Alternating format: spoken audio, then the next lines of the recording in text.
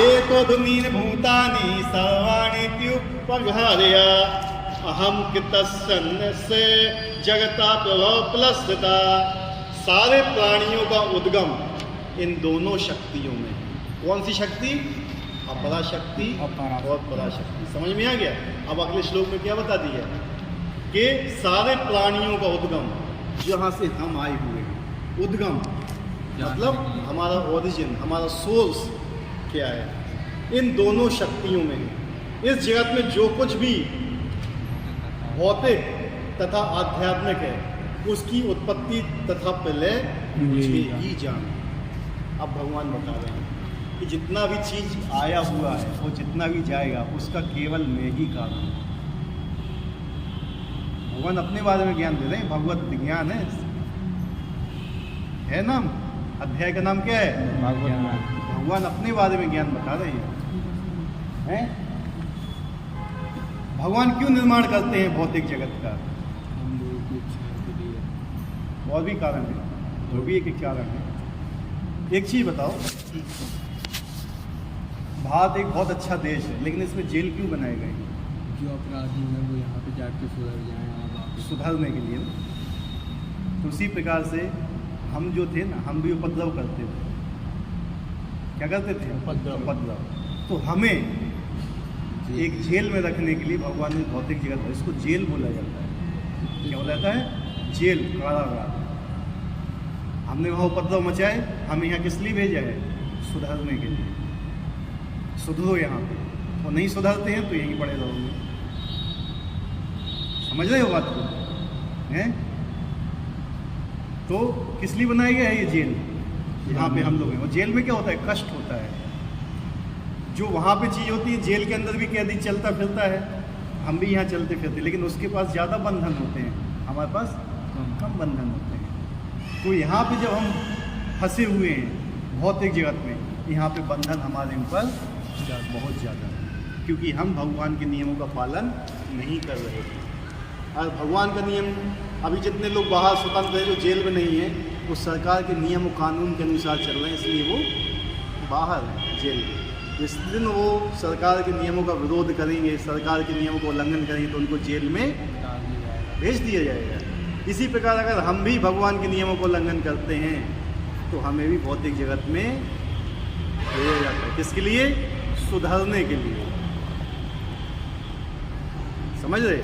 जब हम बीमार होते हैं तो हॉस्पिटल में जाते हैं, किसके लिए? ट्रीटमेंट के लिए। और हॉस्पिटल में डॉक्टर भी होते हैं और पेशेंट भी होते हैं। डॉक्टर किस लिए होते हैं? ट्रीटमेंट के लिए। हमारे किसके लिए? जोर से बोलो यार। ट्रीटमेंट के। इसी प्रकार से हम इस जगत को एक अस्पताल भी समझ सकते हैं, जहाँ पे हम पेशेंट हैं और जो भगवान के जो गुरु परंपरा में आते हैं वो लोग क्या हैं? डॉक्टर्स। वो हमें सही करने के लिए आते हैं कि आप सही होइए, वापस अपने घर जाइए।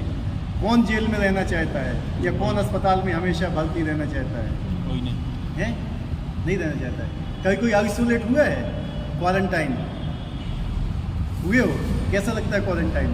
बस एक जगह बैठ रहा हूँ, इधर जाओ ना उधर। ठीक है, तो क्वारंटाइन होना कोई नहीं चाहता है। दूर से खाना भेज दिया जाता है। अभी भी बहुत से लोग क्वारंटाइन हुए थे इसमें, क्या था ये? कोरोना में। एक जगह अलग रख दिया, किसी को माता निकल गई उसको भी एक जगह अलग रख दिया था, एक कमरे में बंद, किसी से बात नहीं, किसी से कुछ नहीं, बाहर रख दिया जाता है। ठीक है। तो जब व्यक्ति उस स्थिति में होता है ना, तो अपने घर वालों से मिलने के कितना तड़पता है।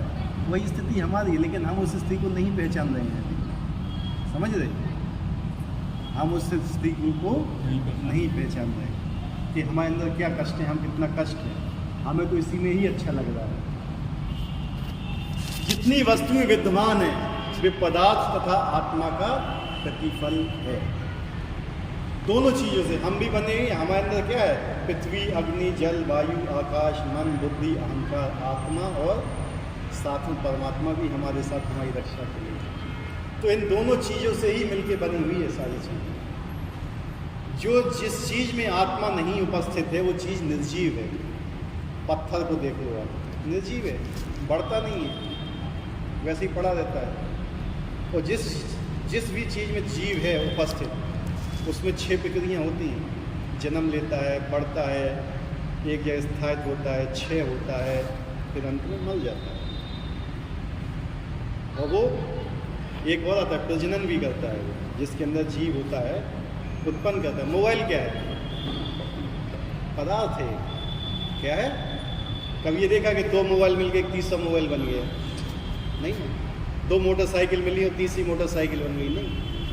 ये जीव की क्वालिटी नहीं है। जीव क्या लेता है? शरीर में जन्म लेता है। जब जीव शरीर में आता है तो शरीर का जन्म होता है, वृद्धि होती है। क्या होती है? शरीर की वृद्धि होती है। जब तक जीव होगा जब तक वृद्धि होगी। फिर एक समय वृद्धि होने के बाद वो रुक जाता है। ऐसा नहीं कि हमेशा बढ़ता रहेगा, खजूर के पेड़ के बरस बढ़ जाएगा, नहीं। केवल एक स्थिति रुक जाती है, उसके बाद वो प्रजनन होता है। क्या होता है? प्रजनन। वो दूसरे शरीर उत्पन्न करता है। ठीक है। उसके बाद एक स्थिति के बाद उसका क्षय होता है। क्या होता है? क्षय। क्षय मतलब क्या होता है? घटना। 30, 40, 45 की उम्र के बाद उसका घटना चालू हो जाता है और लास्ट में क्या है? मृत्यु हो जाती है। तो जिस चीज़ में जीव होता है उसमें 6 चीज़ें अवश्य होती हैं। अब ये 6 चीज़ें जिस चीज़ में विद्यमान नहीं है उसके अंदर जीव उपस्थित नहीं होता है। तो जितनी भी वस्तुएं विद्यमान हैं वे पदार्थ तथा आत्मा के प्रतिफल हैं। आत्मा सृष्टि का मूल क्षेत्र है और पदार्थ आत्मा द्वारा उत्पन्न किया जाता है। आजकल के वैज्ञानिक क्या बोल रहे हैं? पदार्थ से आत्मा उत्पन्न होता है। किससे? मैटर से सोल उत्पन्न होती है, साइंस बताती है। लेकिन भगवत गीता क्या बताती है? आत्मा से पदार्थ उत्पन्न होता है। उल्टा। मतलब साइंस हमें क्या उल्टा ज्ञान दे रही है। केवल एक बच्चा इतना छोटा था, उसके अंदर जीव था। हम भी इतने छोटे थे जब पैदा हुए थे। उसी जीव के कारण इतना मैटर आ गया बॉडी में। आ गया कि नहीं आ गया? जब हम पैदा हुए थे 2.5 किलो के, 3 किलो के होंगे, आज 70 किलो के हैं। इतना मैटर कहाँ से आया है? अपने आप आया। आज जिस चीज़ में जीव नहीं हो वो वैसे ही का वैसे ही पड़ा रहेगा। हैं? मोबाइल पर रख दो 10 साल बाद निकालो तो नहीं रहेगा। ऐसा नहीं कि 1 ग्राम बढ़ भी जाए। बढ़ता है? नहीं बढ़ता है उसके अंदर, क्योंकि जीव नहीं है। और बहुत सी चीज़ें ऐसी होती हैं जो मृत होती हैं, उनको हम जीव समझते हैं। परमेश्वर की प्रारंभिक अनुभूति उनकी विभिन्न शक्तियां द्वारा भौतिक विकास की किसी भी अवस्था में आत्मा की उत्पत्ति नहीं होती, अपितु ये भौतिक जगत आध्यात्मिक शक्ति के आधार पर ही प्रकट होता है। आध्यात्मिक शक्ति यानी आत्मा के कारण ही प्रकट होता है। आत्मा ही इसको क्रियान्वित करती है। जब तक परमात्मा इस संसार में प्रविष्ट नहीं होते हैं तब तक ये संसार कार्यशील नहीं होता है। क्या बताया था हमने कि इस ब्रह्मांड में कौन प्रवेश करता है? पहले परमात्मा, मेन परमात्मा कौन है सारे ब्रह्मांडों के? महाविष्णु। फिर किसी एक ब्रह्मांड में घुसते हैं, वो होते हैं गर्भोदकशाही विष्णु। वो उस पूरे ब्रह्मांड के परमात्मा, वो उस पूरे ब्रह्मांड को चलाते हैं। ठीक है। फिर गर्भोदकशाही विष्णु से क्या निकलते हैं? क्षीरोदकशाही विष्णु, जो हर व्यक्ति के अंदर परमात्मा के रूप में स्थित है। वो शरीर को चलाते हैं। वास्तव में हम नहीं चला रहे हैं, ठीक है, लेकिन भ्रांत धारणा यही होती है कि हम चला रहे हैं। यही भ्रांत धारणा है, इसी से ही मुक्त होना है बस। ठीक है। आप लोग यहाँ चल के नहीं आए हुए हो, यहाँ आपको भेजा गया है। ठीक है।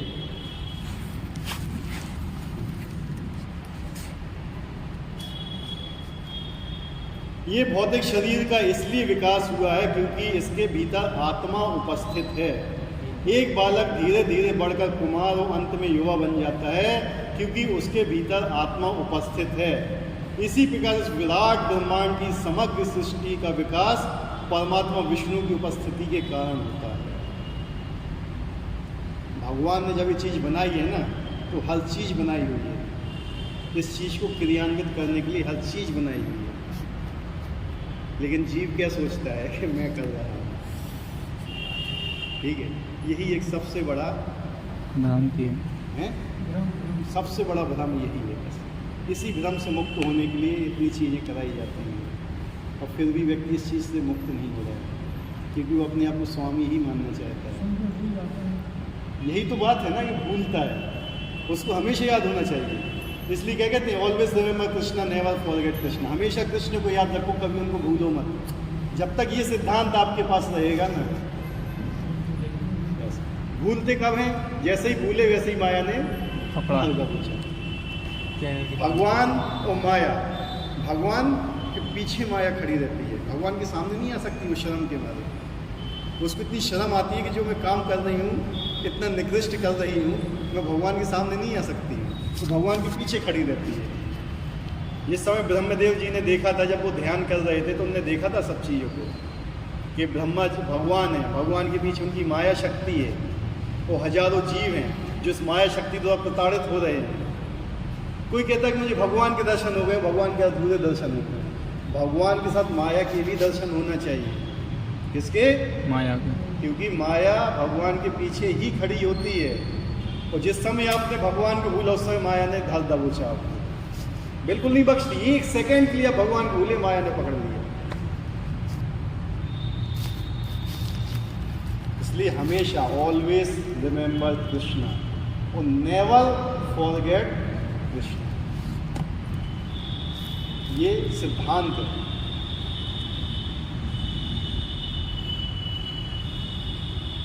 इसी प्रकार इस विराट ब्रह्मांड की समस्त सृष्टि का विकास परमात्मा विष्णु की उपस्थिति के कारण होता है। अतः आत्मा तथा पदार्थ मूलतः भगवान की दो शक्तियां हैं। बताया था ना, जो पराशक्ति है और अपराशक्ति, भगवान की दो शक्तियां हैं, जिनके संयोग से यह विराट ब्रह्मांड प्रकट होता है। इन्हीं दोनों से प्रकट होता है। और पराशक्ति को अलग कर लिया जाए तो ब्रह्मांड निर्जीव रहेगा। क्या रहेगा? निर्जीव, कुछ काम नहीं करेगा, ये कोई भी क्रियाशीलता नहीं होगी इसमें, डेड मैटर है। जैसे हमारा शरीर भी डेड है। क्या है? डेड है ये। जब तक शरीर के अंदर आत्मा है, तब तक तो काम कर रहा है ये शरीर, और जैसे ही आत्मा निकली वैसे ही गया काम से, तो डेड है। हम जिंदा लाश हैं। क्या बोलते हैं? हम लाश को ढो रहे हैं। आत्मा, हम कौन है? आत्मा है, शरीर नहीं है। हम क्या, एक लाश को ढो रहे हैं, जिंदा लाश को। ठीक है, वास्तविकता यही है। जिस दिन हमने इस शरीर को छोड़ दिया, उस दिन शरीर गिर जाएगा वहीं पर। और इस शरीर की तीन ही गतियाँ होती हैं, या तो इसको आग में जलाया जाता है, या इसको कीड़े खाते हैं, या इसको जानवर खाते हैं। इसके अलावा कुछ नहीं होता इस शरीर का। इस शरीर की ही गति तीन है, या तो अग्नि में जलाया जाएगा, राख बनेगा, या इसको कीड़े खाएंगे, या इसको जानवर खाएंगे। जब इस गति, इस शरीर की गति है, वो इस शरीर की हम क्या क्या नहीं कर रहे हैं। सोचो, कितने लोगों को हम धोखा दे रहे हैं, कितने लोगों के साथ द्वेष कर रहे हैं इस शरीर के कारण। आत्मा के कारण नहीं कर रहे हैं, इस शरीर के कारण हम कितने लोगों से द्वेष कर रहे हैं, कितना लालच कर रहे हैं शरीर के कारण, कितना लोभ कर रहे हैं, कितनी चोरी कर रहे हैं, कितनी डकैती कर रहे हैं, कितने झूठ बोल रहे हैं, कितने खून कर रहे हैं। ये सब चीज़ किसके लिए कर रहे हैं? इस शरीर के लिए। और इस शरीर की गति क्या है? या तो राख बनेगा, या कीड़े खाएंगे, या फिर जानवर खाएंगे। इसलिए कर रहे हैं ये सब। समझ रहे?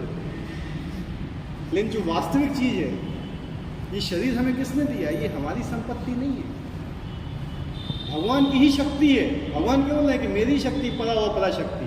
तो हमें भगवान की शक्ति तो भगवान के लिए इस्तेमाल करना चाहिए कि अपने लिए इस्तेमाल करना चाहिए? भगवान के लिए है, लेकिन करते अपने लिए। एक पुलिस है, पुलिस इंस्पेक्टर, उसको शक्ति किसने दी है? सरकार ने। सरकार ने दी है। उसको उपयोग किसके लिए करेगा? वो सरकार के लिए। अगर वो अपने लिए करेगा तो उस पर सस्पेंड कर दिया जाएगा, निकाल दिया जाएगा बाहर। समझ रहे? ये स्थिति यहाँ भी है। ये आत्मा, ये शरीर जो भी हमें मिला हुआ है, उस शरीर के साथ जितना भी चीज़ हमसे संबंधित है, वो सब भगवान की ही शक्ति है। उनकी ही शक्ति को हमें उनकी ही सेवा में लगाना। इतनी सी सिंपल बात है बस। इतनी सिंपल बात को समझाने के लिए रोज हर संडे को 1-1.5 घंटा लगता है, और फिर भी वो समझ में नहीं आती है। यही है, माया बहुत पावरफुल है। लेकिन भगवान उससे भी ज़्यादा पावरफुल। आपको भी कहते हैं माया पावरफुल है। माया बहुत पावरफुल है, ये मत समझना। जब तक आप भगवान से प्रेम की स्थिति तक नहीं पहुंचते हो ना, माया कहीं भी दबोच लेगी आपको। केवल क्या होता है ना, लोगों में एक मिसकंसेप्शन क्या होता है ना कि मैंने कुछ भक्ति करना स्टार्ट कर दी ना तो माया तो मेरे सामने टिकने वाली नहीं है। ये आदमी का एक भ्रम हो जाता है। माया ने भी सारी भगवत गीता पढ़ी हुई है, माया ने भी सारे शास्त्र पढ़े हुए हैं, और माया भी वो सब कुछ जानती है, तुम सोच भी नहीं सकते हो। ठीक है, वही तुम्हारी माँ है। कहती नहीं है बच्चा, जब बच्चा से नहीं मैं भी तुम्हारी माँ हूँ, कर कितना करता है, तो वो भी बोलती है कि मैं भी माँ हूँ। ठीक है, भगवान का अंश रूप जीवात्मा भले ही किसी गगनचुंबी प्रसाद या किसी महान कारखाने, किसी महानगर का निर्माता हो सकता है, किंतु ये विराट ब्रह्मांड का कारण नहीं हो सकता, ब्रह्मांड नहीं बना सकता है। ब्रह्मांड के कितने बड़े बड़े ग्रह तैर रहे हैं ऐसे ही वैक्यूम में, किसकी शक्ति से तैर रहे हैं? किसी वैज्ञानिक की शक्ति से। एक सैटेलाइट को कंट्रोल करने के लिए कितने कंट्रोल स्टेशन बनाए जाते हैं, कितने लोग उसमें एम्प्लॉय किए जाते हैं, कितने उसमें सॉफ्टवेयर लगाए जाते हैं, कितने कंप्यूटर लगाए, इतना पैसा खर्च होता है, और कंटिन्यू उसकी मॉनिटरिंग के लिए कितने लोगों को एम्प्लॉय करना पड़ता है उसमें, और फिर भी वो कभी कभी गिर जाता है नीचे। देखो भगवान की शक्ति, जैसा 365 दिन 6 घंटे में जो उन्होंने टाइम सेट कर दिया है, उसी में ही घूमेगी। समझ रहे हो बात? उतने ही समय का दिन होगा, उतने ही समय की रात होगी। सूरज को बोला है कितने बजे निकलना है तो उतने बजे ही निकलेगा, उतने बजे ही अस्त होगा। ये है नियम। ठीक है, भगवान के नियम से सब बंधे हुए हैं। लेकिन हम क्या सोचते हैं? हम स्वतंत्र हैं। हम नहीं सोचते। भगवान ने नियम बनाया कि सूर्यास्त के साथ ही व्यक्ति को सोना चाहिए प्रदोष काल में। ठीक है, सूर्यास्त के बाद 1.5 घंटे तक प्रदोष काल होता है, उस समय तक सोना चाहिए। देखा, सारी चिड़ियाँ, जितने भी जानवर, जितने भी और मनुष्य को छोड़ के सब घर जाते हैं, वापस लौट आते हैं अपने घर, तो सब सोते हैं। मनुष्य नहीं सोता है। मनुष्य रात को 2 बजे तक टीवी देखता है, मोबाइल चलाता है, 4 बजे सोता है। और ये सब चिड़ियाँ, जितने भी जीव जंतु हैं, सब सुबह ब्रह्म मुहूर्त में उठे जाते हैं। कोई महुआ की आधी जनता सो के नहीं उठी होगी, है? हाँ, वही है ना कि इत्तवार है ना। आज तो हम यही है। ये क्या है ना, ये हमने अपने शास्त्रों को नहीं पढ़ा, इसलिए मुसलमान लोग सही बोलते हैं हमें, हम काफिर हैं। क्या बोलते हैं? काफिर। काफिर। काफिर का मतलब पता क्या होता है? जिसको अपने भगवान, अपने शास्त्रों का ज्ञान नहीं होता है, वो काफिर कहलाते हैं। ठीक है, यानी असुर कहलाते हैं। हम अपने ही शास्त्र नहीं पढ़ते। इतनी बड़ी हमारे पास शब्दावली, इतने बड़े बड़े शास्त्र हैं, हम नहीं पढ़ना चाहते, ना हम पढ़ते हैं। वही सोचो ना, वो हमसे आगे हैं सब चीज़ों में। ठीक है, लेकिन हम क्या सोचते हैं कि हम श्रेष्ठ हैं। जब शास्त्रों को पढ़ो तो पता चलेगा क्या है, क्योंकि वो जो कुछ बोलते हैं आप मान लेते हो उसको, क्योंकि आपको तो मालूम ही नहीं है कि आपके शास्त्रों में क्या है। जब तुम्हें मालूम हुआ तो तुम उनके सामने टिक पाओगे। है बस कि नहीं? जब तुम्हें अपने शास्त्र के बारे में ही मालूम नहीं हो, कुछ भी बोलेंगे आप मान लोगे। कितने नियम हैं, जितने कानून हमारे शास्त्र में, उनके में भी नहीं है। अपूर्ण है उनके शास्त्र। भगवान चैतन्य महाप्रभु के शब्द हैं ये, कि कुरान अपूर्ण है। बाइबल क्या थी? अपूर्ण थी, पूरा ज्ञान नहीं है उसमें। लेकिन जो हमारे शास्त्र में पूरा ज्ञान है, बता रहे हैं कि कैसे पृथ्वी बन रही है, कैसे संसार बन रहा है, कैसी शक्तियां हैं भगवान की। कहीं बताया गया है ये? इतना विस्तार में कहीं नहीं बताया गया है, किसी यूनिवर्सिटी में भी नहीं पढ़ाया जाता है। ये चीज़ समझने का प्रयास करो कि वास्तविक ज्ञान कहाँ पर है। जितने भी ये फिजिक्स, ज्योग्राफी, मैथमेटिक्स, सारे वेदों से निकले हुए हैं। सब चीज़ वेदों से निकली हुई है, और इतना पूरा ज्ञान था हमारे पास। लेकिन जब वो नालंदा विश्वविद्यालय जलाया गया था, 6 महीने तक जला था वो, इतने शास्त्र थे हमारे पास, इतना ज्ञान था हमारे पास, 6 महीने तक जलता रहा था वो, इतनी बुक्स थी उसके अंदर। ठीक है,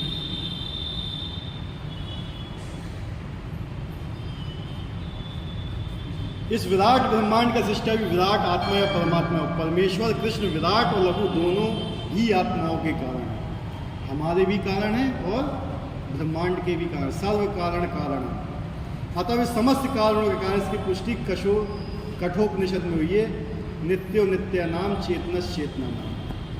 भगवान भी नित्य हैं, हम भी नित्य हैं, भगवान भी चेतन है, हम भी चेतन हैं, लेकिन हम निर्जीव चीज़ों में रस खोज रहे हैं, हम निर्जीव चीज़ों को भोग के रस लेना चाहते हैं। जो निर्जीव हैं, मरी हुई हैं, उसमें कभी कोई रस नहीं हो सकता है, कभी कोई टेस्ट नहीं हो सकता है। आया समझ में? कुछ नहीं आया? नहीं आया तो बताओ, फिर से दोहराता हूँ बस। क्वेश्चन पूछिए, मुझे पता है हार्ड सब्जेक्ट है, सिद्धांत है ये भी, सिद्धांत हार्ड होता है समझने में, लेकिन एक बार ये सिद्धांत समझ में आ गया ना तो कहीं भी टिक जाओगे। मैथमेटिक्स होती है, मैथमेटिक्स में एक बार फॉर्मूला समझ में आ गया ना तो कोई सा भी सवाल उठा के दे दो ऐसे सॉल्व हो जाएगा चुटकी में। ऐसे ये भी फॉर्मूला सिद्धांत है, और ये एक बार दिमाग में घुस गया ना तो कहीं पे भी चले जाना, कोई आपको बेवकूफ़ नहीं बना पाएगा। इसलिए कहते हैं यार, फॉर्मूला समझ में नहीं आए तो पूछो, जिज्ञासा करो।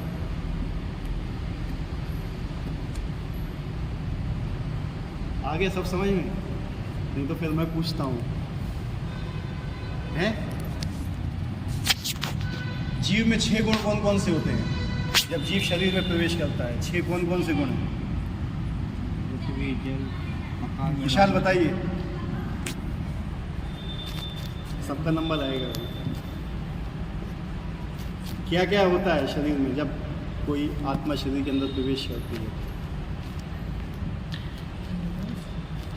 नहीं मालूम? पूछ भी नहीं रहे हैं? उसमें नहीं लिखा है? नहीं, वो कह रहा है ये बताया तो मैंने कहा हाँ तुम लेट बताइए बताइए, किसको मालूम है? मालूम है 6 गुण कौन कौन से होते हैं? पृथ्वी, जल। नहीं, गुण कौन कौन से होते हैं जब शरीर के अंदर आत्मा प्रवेश? और वो मतलब प्रजनन करता है और हाँ, 3 और 4 अब शरीर को मतलब समझ लेता, चेतना को नहीं समझ पाता। 3 भूल गया मैं 3। बताइए। जन्म लेता है और बढ़ता है, हाँ, क्षय होता है, प्रजनन करता है। जन्म लेता है, बढ़ता है, बढ़ने के बाद एक स्थिति में रुक जाता है, उसके बाद प्रजनन करता है, उसके बाद क्षय होता है, उसके बाद मृत्यु हो जाता है। 6 चीज़ें, और ये 6 चीज़ें जिस चीज़ के अंदर है तो वो जीवित है, उसके अंदर जीव उपस्थित है, और आप उसको नष्ट करोगे वो आपको हत्या लगेगी, हिंसा जिसको बोलते हैं। समझ गए? हैं? धोखे में वो तो हर क्षण हत्या होती है तुमसे, श्वास। धोखे की बात ही नहीं है। सांस लेते समय हजारों जीव अंदर घुस के मर रहे हैं, तुम्हें क्या पता है? अभी पानी पीते समय हजारों मरते हैं, उसका पाप सिर पे लाद रहे हो। यही नहीं है कि किसी को जाके जान से मार दिया तो वही हत्या हो गई, नहीं। रास्ते में चलते हो कितनी चींटियाँ मर जाती हैं, उसका पाप अपने सिर पे लेते हो, वो भोगना पड़ेगा आपको।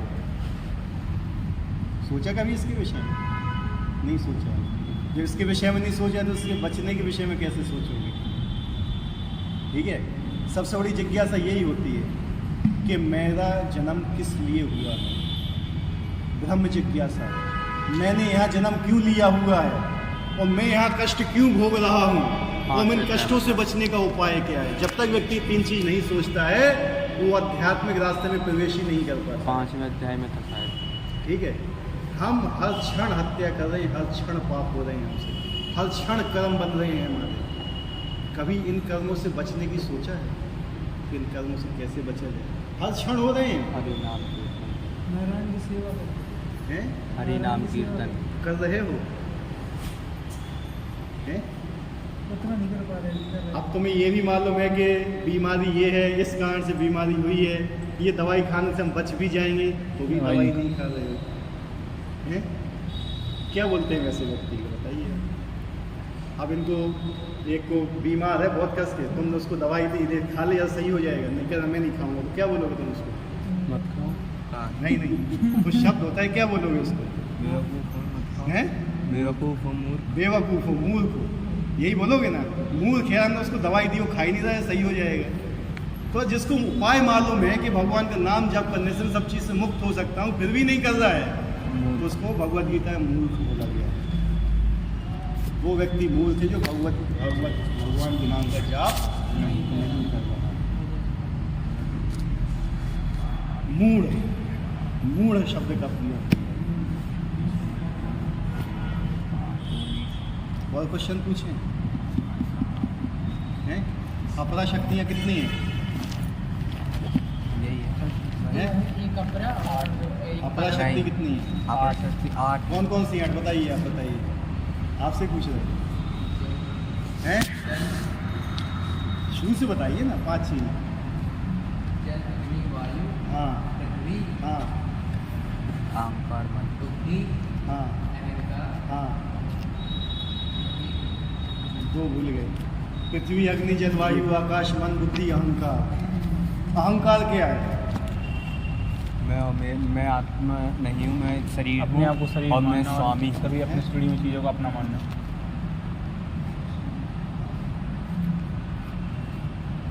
अहंकार वो मिथ्या अहंकार होता है, हाँ हाँ। इसको हम अहंकार बोलते हैं, लेकिन मिथ्या अहंकार।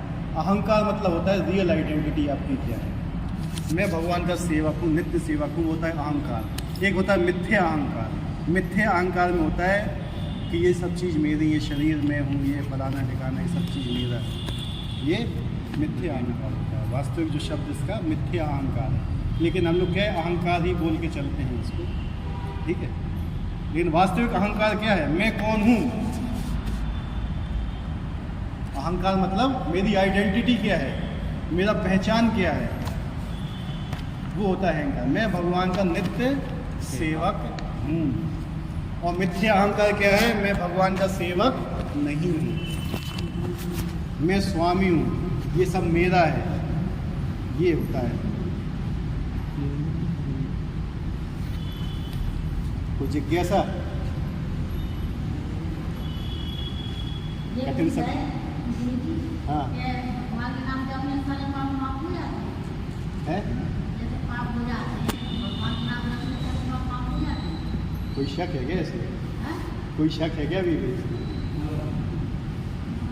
लेकिन इसका मतलब ये नहीं है कि हम पाप भी करते रहेंगे, वो तो नाम अपराध भी जप में करते वो रहेंगे। अपराध आ जाएगा। इसको कहते हैं अपराध। 7वां अपराध है ये भगवान के नाम के बल पर पाप करना। अरे भगवान के नाम को जाप कर ले, सब सही हो जाए, चलो माँ लोग काट लो, चुप करो। नहीं, तो और लगता है वो बड़ा खतरनाक चीज़ है। भगवान के नाम जाप करने से वो अपराध आपके नष्ट होते जो आपसे अनजाने में होते। जान करने के लिए आपको बहुत प्रायश्चित करना पड़ता है, भगवान की शरण में आना पड़ता है। जानबूझ के जो अपराध किए जाते हैं वो कदम मुश्किल हो। जो अनजाने में अपराध होते हैं आपसे, ये चलते फिरते चींटियाँ मर गई, पानी पीते समय हजारों जीवाणु के अंदर गए, मर गए, पेट में कितने कीड़े हैं वो भी मर गए, ये सब चीज़ जो पाप लगता है ना, ये नाम जाप से खत्म हो। लेकिन फिर आप अगर जानबूझ के नाम वो करते हो ना, उसके लिए फिर प्रायश्चित होता है। नाम जाप करो एक्स्ट्रा, भगवान से प्रार्थना करो कि अब मैं ये दोबारा नहीं करूँगा। प्रायश्चित करना पड़ता है उसके लिए। प्रायश्चित अपने आप को जलाना पड़ता है। मतलब आपने जानबूझ के कर दिया कोई पाप, और लेकिन आपके हृदय में जलन होना चाहिए उसके लिए। मतलब आप अपने आप को जला रहे हो कि यार मैंने बहुत गलत कर दिया, आपको प्रायश्चित हो रहा है। और फिर भगवान से प्रार्थना करो, भगवान इस बार मुझसे हो गया, मैं दोबारा नहीं करूँगा। और फिर भगवान से कहो कि मैं माला जाप कर रहा हूँ, मेरा ये पाप क्षमा कीजिए, अब मैं दोबारा नहीं करूँगा, ये कभी ये पकड़े कान में, तब वो क्षमा होता है। ठीक है।